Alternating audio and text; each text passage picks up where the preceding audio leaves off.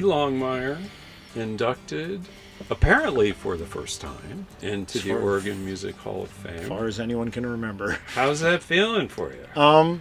It's fantastic. It's odd. I don't take a compliment well. It is nice to be seen for work I've done. I know it's not. I imagine that my inclusion into the Oregon Hall of Fame is only partially about being a musician, but also about being a curator of the music at the Laurelthirst Pub and other events. I used to run a small rock festival in Trout Lake years and years ago, and then the other musical stuff of not me being Lewi Longmire music, but also just being a bass player for TK and the Holy Know Nothings, or a keyboard player for Fernando, or just, you know, all it's the whole ecosystem. And I know I'm being recognized for my part in that right now, but it's interesting. It's nice to be seen, but interesting to have a focus on that. I've spent a lot of time in my older adult life trying to tear down or find the aspects of ego and things that have driven a life in the creative arts, you know, and find the aspects of myself that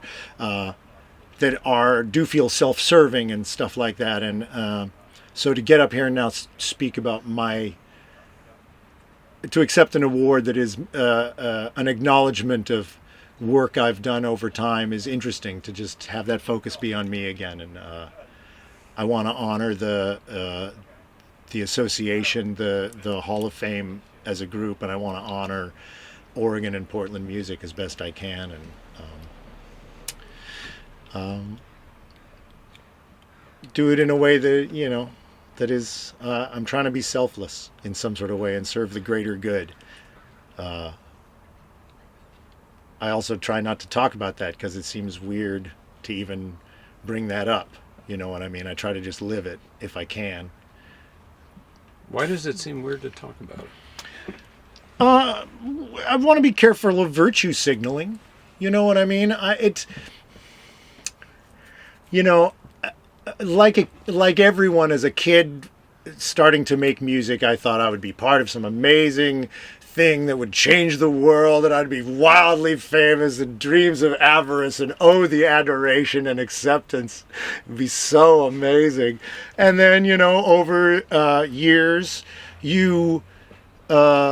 things don't turn out in the way that you thought they would, and you learn to find the real aspect of why you wanted that life to begin with. You know what I mean?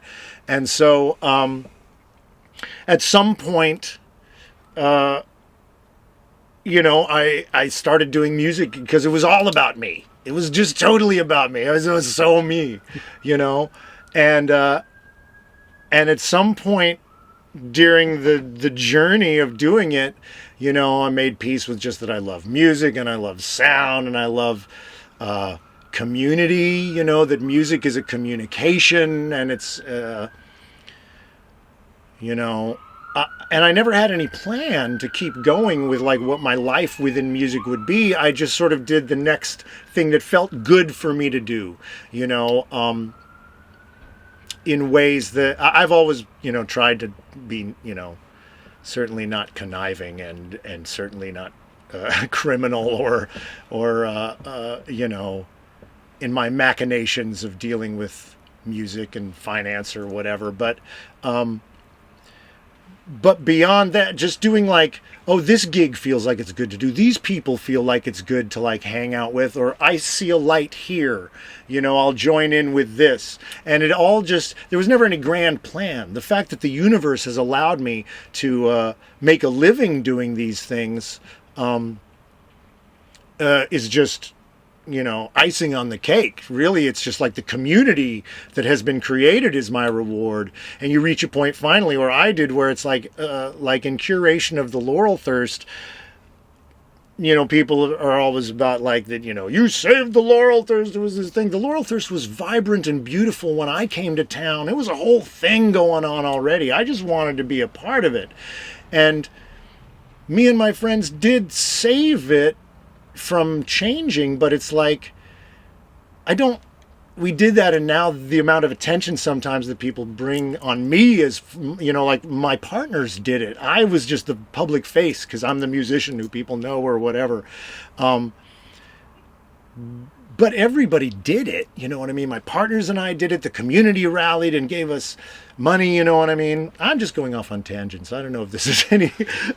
The interviewer likes it when interviewees go off on tangents because that gives me the opportunity to do what I love to do best, which is listen. Okay, awesome. So it's all good. You were mentioning the community here, and that is something that is very special, obviously, to you. It's special to the Oregon Music Hall of Fame. What is it about Portland that you think is so amazing when it comes to the musicians here? Well, for me, it was musicians and the entire sort of arts culture that I saw.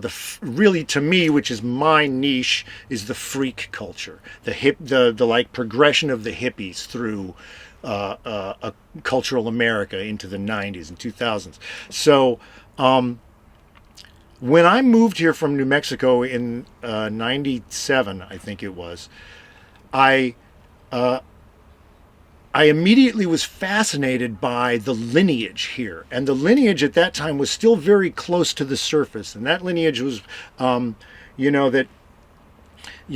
and Tootie and Dead Moon and Sam Henry and Terry Courier's been at Music Millennium forever, and I worked at Music Millennium with Dan Lissy, who opened the place, and Dave Reich is playing at the Laurel Thurston. He was in the Holy Modal Rounders, and now Turtle's in the playing with Dave, and he was in the Fly By Night Jazz Band, the first band to play the White Eagle when they opened up for music in '72. And it was all right there, and these were people you could meet, and a lot of that was through the Laurel Thirst that I met a lot of those people, though that just inspired me so much that I was like, that's what I want to be a part of. That's a community.